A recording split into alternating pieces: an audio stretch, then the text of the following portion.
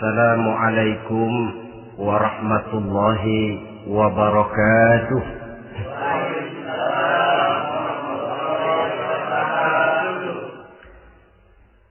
Alhamdulillahi rabbil alamin.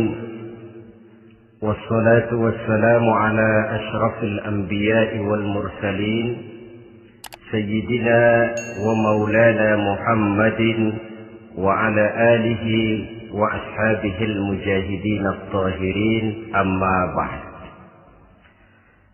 Saudara hadirin kaum muslimin rahimakumullah. Dalam kehidupan sehari-hari kita selalu berhadapan dengan dua hal yang berlawanan, dengan dua hal yang kontroversial kata orang sekarang, yang kita diharuskan memilih satu di antara kedua hal itu. Sejak kita bangun tidur sampai kita tidur lagi, selalu kita hadapi dua persoalan itu, yang benar dan yang salah, yang hak dan yang batil, yang pantas dan yang tercela, yang ma'ruf dan yang munkar. Persis seperti sebaik lagu yang lagi ngepop dan banyak dinyanyikan anak sekarang, madu di tangan kananmu katanya, racun di tangan kirimu. Tapi saya pikir-pikir, bagaimanapun kalau cuma sekedar madu di tangan kanan, racun di tangan kiri, adresnya jelas. Yang repot kalau kita sudah tidak tahu lagi mana yang madu, mana yang racun. Lebih celaka lagi di zaman sekarang, banyak racun mereknya madu. Kita terpedaya, kita terpesona, kita terpukau oleh racun yang bermerek madu ini. Kita minum dia yang akibatnya rawan di dalam kehidupan kita. Sangat banyak racun-racun yang terpancang di sepanjang perjalanan hidup kita ini. Dan dua di antara racun kehidupan itu akan kita bicarakan pada pertemuan kali ini, yakni arak dan judi, minuman keras dan judi.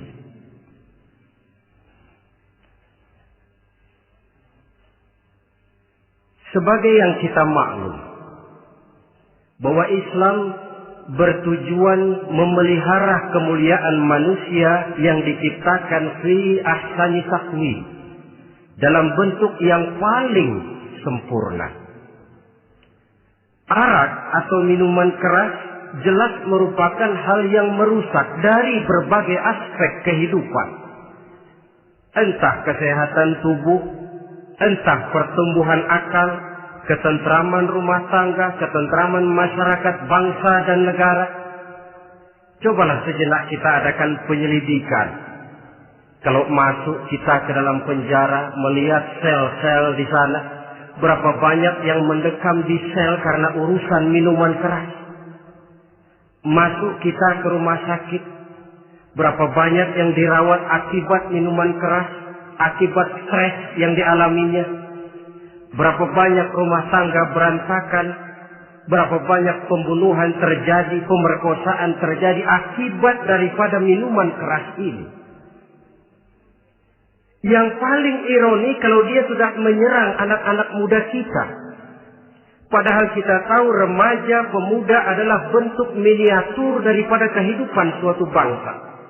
Akan bagaimana warna Indonesia 20, 30, 40 tahun yang akan datang, remaja dan pemuda kita jawabannya. Bahkan dari segi agama pun, akan bagaimana warna Islam di Indonesia 20, 30 tahun yang akan datang, remaja itu pula jawabannya. Karena itu, tidak terlalu berlebihan kalau saya berkata bahwa untuk menghancurkan Islam di Indonesia ini, tidak perlu menghancurkan pondok pesantren, tidak perlu menutup masjid, melarang pengajian, menyegel musola, tidak perlu.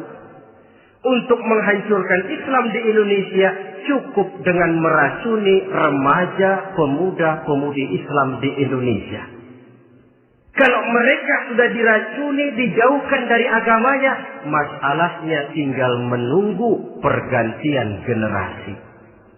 Maka yang jadi pilot proyek jelas remaja, pemuda, termasuk dengan menanamkan pengaruh minuman keras. Ditanamkan ke tengah remaja kita ini untuk jauh dari tuntunan agama. Hei pemuda-pemuda Islam, kalau kau mau jadi pemuda modern, jangan dekat-dekat ke masjid. Masjid khusus 60 tahun ke atas.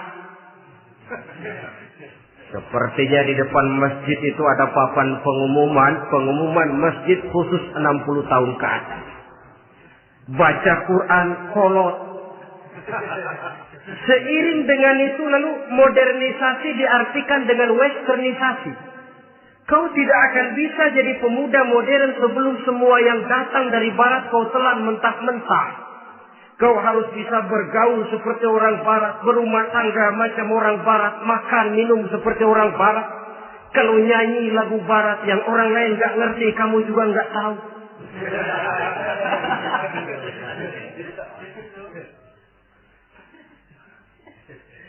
Anutlah itu free love yang pada gilirannya akan mengarah kepada free sex alias samen-leven. Isaplah itu ganja, morfin, narkotik. Jikalau sudah terlena kita dengan itu, maka kehancuran suatu bangsa sesungguhnya sudah dimulai. Penyakit minuman keras ini bukan cuma penyakit zaman ini. Masyarakat yang dihadapi oleh Rasulullah Sallallahu Alaihi Wasallam 14 abad yang lalu juga masyarakat yang kemaruk dengan minuman keras. Arab jahiliyah kalau sudah minum arak mabuk, tidak cuma minum, dia mandi pakai arak. Sistem pendidikan yang disampaikan Islam bijaksana. Mula-mula diberikan gambaran bahwa arak itu walaupun ada manfaatnya tapi ada bahayanya, dan bahayanya jauh lebih besar daripada manfaatnya. Tahap kedua diberikan pesan jangan mendekati sholat dalam keadaan mabuk. Padahal sholat 1 hari 1 malam 5 kali artinya makin jauh saja dia dari arak itu. Pada saat kondisi iman sudah memungkinkan barulah turun vonis bahwa arak itu najis, perbuatan setan, jauhi. Yang ironi yang saya katakan tadi, racun mereknya madu. Kadang-kadang kita dibuai dengan iklan yang tidak mendidik. Saya pernah lihat ada iklan misalnya, Anda ingin modern, majulah bersama minuman ini. Atau minuman ini lambang pergaulan dunia yang maju.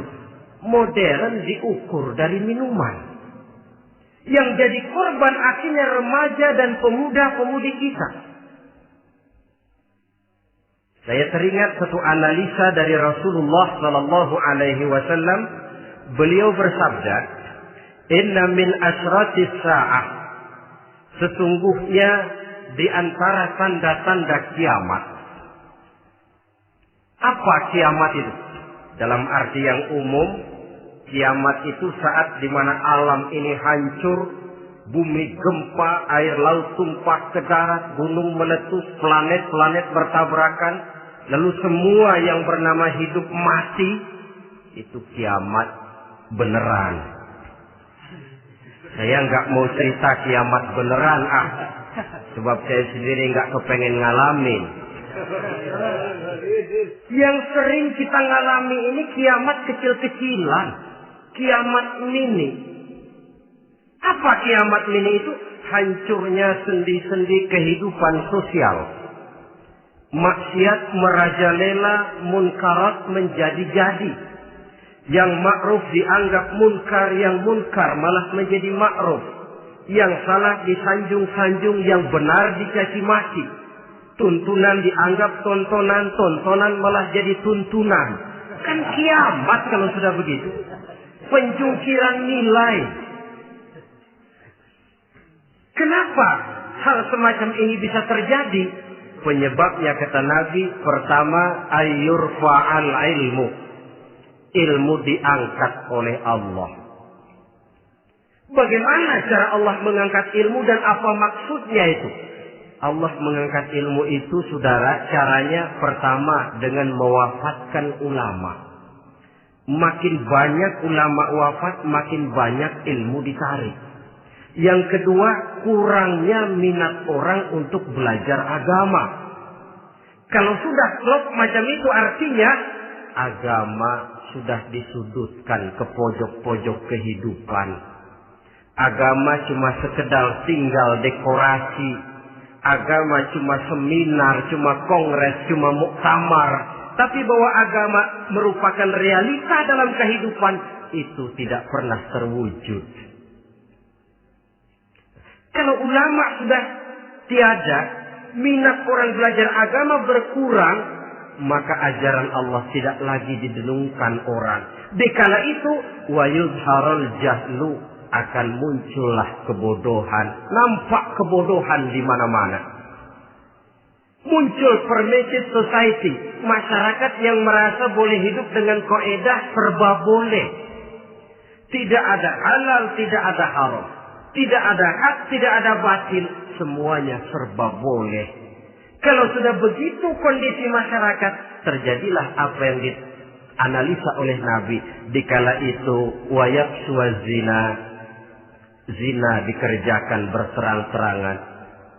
Orang sudah tidak punya malu. Hidupnya sudah pakai prinsip punya kuping kebo. Punya muka tembok. Punya kulit badak. Kalau juga dikasih tahu, malu dong kau tinggal serumah belum nikah. Malu sama siapa? Masyarakat. Allah, masyarakat cuek aja.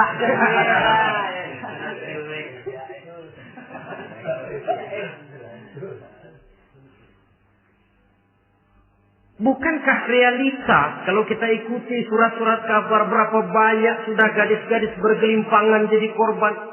Berapa banyak bayi-bayi yang lahir ke alam ini tanpa harus tahu kemana dia mesti manggil bapak. Yang akhirnya mengalami keterakisan, dimasukkan ke dalam kantong plastik, dibuang ke tempat sampah. Kalau itu sudah terwujud, muncul efek negatif yang kedua. Wa yushrabal khamr. Arak, minuman keras jadi kebanggaan. Anak muda belum nyohor kalau belum bisa mabuk. Yang nggak mabuk dianggap kolot. Kampungan loh. Bikin malu baru kena segelas aja udah miring. Cengeng. Temen kita hebat sampai nyungsep di got. Yang nyungsep hebat.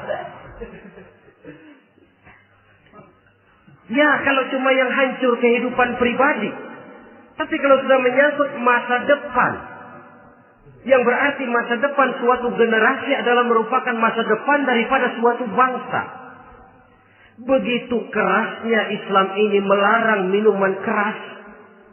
Sampai bukan cuma sekedar meminumnya saja yang diharamkan, tetapi juga dilarang mengimportnya, memproduksinya, membuka warung yang menjual minuman keras atau bekerja di tempat penjualan minuman keras. Ada juga yang nyerempet-nyerempet, Pak, kalau sedikit kan nggak apa-apa, nggak mabuk ini. Nah, saya ingatkan hadis Nabi diriwayatkan oleh Imam Ahmad, Abu Daud dan Turmuzi. Nabi bersabda, "Ma askar kasiruhu faqaliluhu haramun." Apa yang banyaknya menyebabkan mabuk, sedikitnya pun tetap haram hukumnya. Memang barangkali mungkin ada manfaatnya, tetapi bahayanya jelas lebih besar